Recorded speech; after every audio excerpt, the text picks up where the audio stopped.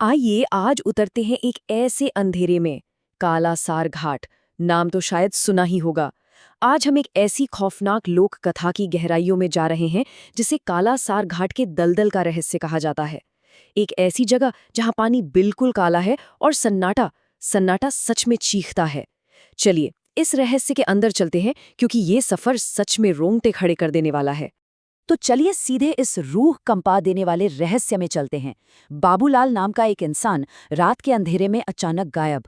अगली सुबह जब दिन के उजाले में उसे खोजा गया तो जानते हैं वहां क्या मिला? सिर्फ उसकी एक टोपी। कोई सुराग नहीं, कोई लाश नहीं। और सबसे डरावनी बात तो ये है कि जब उसे बचाने के लिए रात में कुछ लोग उस दलदल में उतरे तो उस अंधेरे ने 2 और लोगों को निगल लिया। ये एक ऐसी विनाशकारी कोशिश थी जिसने पूरे गांव के होश उड़ा दिए। ये सब शुरू हुआ उस काले दलदल के पहले शिकार से। बाबूलाल के आखिरी पल सोचकर ही पसीने छूट जाते हैं। उसने बस एक छोटी सी गलती की। रात में जल्दी घर पहुंचने के लिए दलदल के बीच से एक छोटा रास्ता ले लिया। अचानक उसकी लालटेन रहस्यमयी तरीके से बुझ गई और फिर उस घने काले अंधेरे में उसे जानी पहचानी फुसफुसाहटें सुनाई देने लगी। सामने उसे अपनी माँ दिखाई दी, लेकिन कुछ बहुत गलत था। उस माँ के बालों से काला पानी टपक रहा था, आंखें किसी शैतानी जानवर की तरह हरी चमक रही थीं और सबसे खौफनाक बात, उसका चेहरा मोम की तरह गलकर गिर रहा था। इससे पहले कि वो कुछ समझ पाता, उसे उस जमे हुए ठंडे काले कीचड़ के अंदर खींच लिया गया। अब अगली सुबह का मंजर देखिए। दिन के उजाले में जो सुराग मिले उन्होंने गांव वालों की रूह कंपा दी। एक टूटी हुई नाव, फटे हुए कपड़े, बिखरी हुई सफेद लकड़ियां और पेड़ पर टंगी बाबूलाल की टोपी। दिन में तो वहां खौफ का माहौल था ही, पर असल खौफ शुरू हुआ रात में। उस घने कोहरे, मौत जैसे सन्नाटे और उस काले कीचड़ के बीच एक ऐसा डरावना एहसास था जो किसी को भी पागल कर दे। इन्हीं सब के बीच 3 दोस्तों रघुनाथ, गौरी और कार्तिक ने एक ऐसी जानलेवा गलती कर दी जिसके बारे में कोई सपने में भी नहीं सोच सकता। वो रात के अंधेरे में सच्चाई जानने वापस लौट गए। और यहीं से शुरू होता है दूसरा अध्याय। कोहरे में गूंजती वो डरावनी आवाजें। ये दलदल बहुत शातिर है।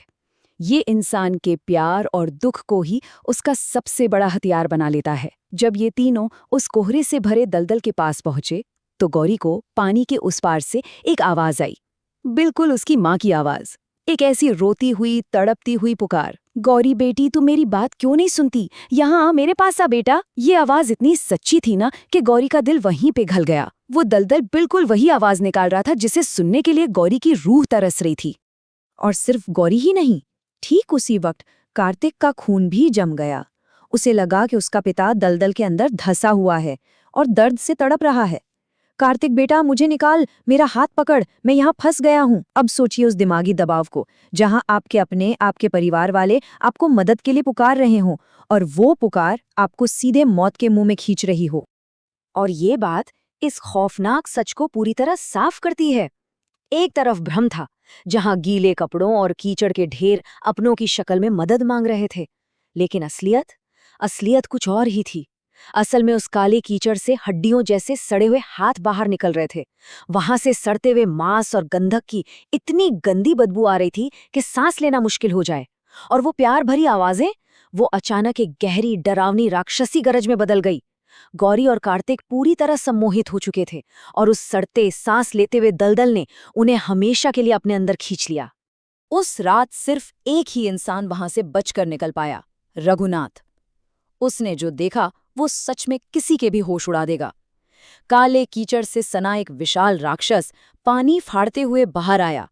चेहरे पर सिर्फ कीचड़ की एक मोटी झिल्ली थी और आंखों की जगह 2 हरे चमकते हुए गड्ढे। उसकी गूंजती हुई भारी आवाज ने हवा को इतना ठंडा कर दिया कि रघुनाथ का खून तक जम गया। वो दरिंदा दहाड़ रहा था कि उसे अपनी फंसी हुई आत्माओं को खिलाने के लिए और नई रुएं चाहिए। रघुनाथ वहां से अपनी जान बचाकर गांव की तरफ अंधाधुंध भागा। तो आखिर ये शैतान आया कहां से? आइए इस तांत्रिक के श्राप की पिछली कड़ी को समझते हैं। गांव के सबसे बुजुर्ग पुरोहित माधवराव ने सदियों पुराना एक ऐसा खौफनाक सच बताया जिसे सुनकर वहां सबकी रूह कांप उठी। ये जो दलदल में रहने वाला जीव है, ये कोई आम राक्षस या भूत नहीं है। इसे बाक या बाकुलन कहते हैं, एक कीचड़ का दानव जिसका कोई आकार नहीं है। लेकिन सबसे डरावनी बात क्या है पता है? ये बाघ कोई प्राकृतिक राक्षस नहीं है, बल्कि एक इंसान की काली विद्या और श्राप का जीता जागता नतीजा है। एक ऐसा तांत्रिक जिसने अमर होने के लिए काले जादू का इस्तेमाल किया था। आइए इसके इतिहास पर नजर डालते हैं। लगभग 100 साल पहले वो तांत्रिक इन्हीं जंगलों में काली विद्या हासिल करने आया। कुछ ही महीनों बाद उसने अपनी काली शक्तियों को बढ़ाने के लिए चुपचाप गरीब गांव वालों की बलि चढ़ानी शुरू कर दी। लेकिन जब गांव वालों को इस भयानक सच्चाई का पता चला तो उन्होंने अपना इंसाफ खुद किया। उन्होंने उस तांत्रिक को उसी दलदल में जिंदा गाड़ दिया, लेकिन मरते मरते उसने अपनी आत्मा को वहीं के लिए श्रापित कर दिया और गांव वालों के उसी गुस्से ने अनजाने में उसकी आत्मा को इस अमर कीचड़ के दानव में बदल दिया।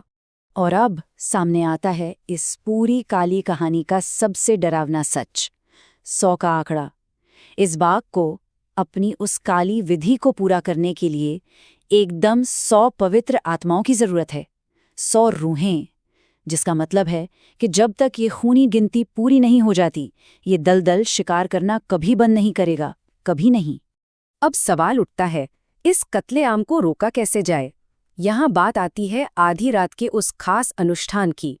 इस बाघ को मारना पूरी तरह से नामुमकिन था, इसे सिर्फ बांधा जा सकता था। और सबसे हैरान करने वाली बात ये थी कि ये काम हर कोई नहीं कर सकता था, इसे सिर्फ रघुनाथ कर सकता था। क्यों? क्योंकि रघुनाथ उस रात उस दलदल में बिना किसी लालच के सिर्फ अपने दोस्तों को बचाने गया था। ये दानव किसी ऐसे इंसान को पूरी तरह नहीं निगल सकता जिसके अंदर स्वार्थ ना हो। इसलिए बुरी तरह खौफ में होने के बावजूद सिर्फ रघुनाथ ही इस शैतानी चक्र को तोड़ सकता था। तो चलिए समझते हैं कि ये पूरी प्रक्रिया कितनी सख्त थी। एक छोटी सी गलती और सब खत्म। अमावस्या की रात को पहले दलदल के चारों कोनों से कीचड़ जमा करना था, फिर लाल धागों को पवित्र राख और सिंदूर में डुबोना था। उसके बाद दलदल के किनारे एक सुरक्षा घेरा बनाना था और आखिरी कदम, ठीक आधी रात को रघुनाथ के शुद्ध खून की बिल्कुल 3 बूंदें उस घेरे में डालनी थी। ये जादुई प्रक्रिया एकदम सटीक होनी चाहिए थी। और फिर आया वो आखिरी मुकाबला। कालासार घाट पर जैसे ही आधी रात हुई, हवा बिल्कुल रुक गई। एक मौत जैसा सन्नाटा छा गया। अचानक दलदल से पानी उबलने लगा, बुलबुले फूटने लगे और उन शिकार हुए लोगों के चेहरे कीचड़ में पिघलते हुए ऊपर आने लगे। बाघ दहाड़ता हुआ बाहर निकला और उस जादुई घेरे को तोड़ने के लिए बुरी तरह जोर लगाने लगा। उसने रघुनाथ का दिमाग भटकाने के लिए उसके मरे हुए दोस्तों की चीखें भी सुनाई, पर रघुनाथ टस से मस नहीं हुआ। उसने अपना डर हावी नहीं होने दिया और अंत में वो विशाल राक्षस अपने ही बनाए कीचड़ के उस भयानक भंवर में अंदर खिंचता चला गया। पर क्या ये सब खत्म हो गया? आइए अपने आखिरी हिस्से पर चलते हैं, एक सोया हुआ शैतान। उस डरावनी रात के बाद सब शांत हो गया, लेकिन बुजुर्ग माधवराव ने एक ऐसी आखिरी चेतावनी दी जो आज भी कानों में गूंजती है। उन्होंने कहा, श्राप बंधा जरूर है पर मरा नहीं है, ये सिर्फ सो रहा है। उन्होंने साफ शब्दों में बताया कि इंसान के अंदर की कमजोरियां जैसे लालच, डर या अकेलापन, यही वो असली चीजें हैं जो उस दलदल को जिंदा रखती हैं। हमारा अपना अंधेरा ही इस खौफ को खुराक देता है। तो इस पूरे खौफनाक सफर का आखिरी रोंगटे खड़े कर देने वाला सवाल ये है कि बाघ बंधा हुआ है पर जिंदा है।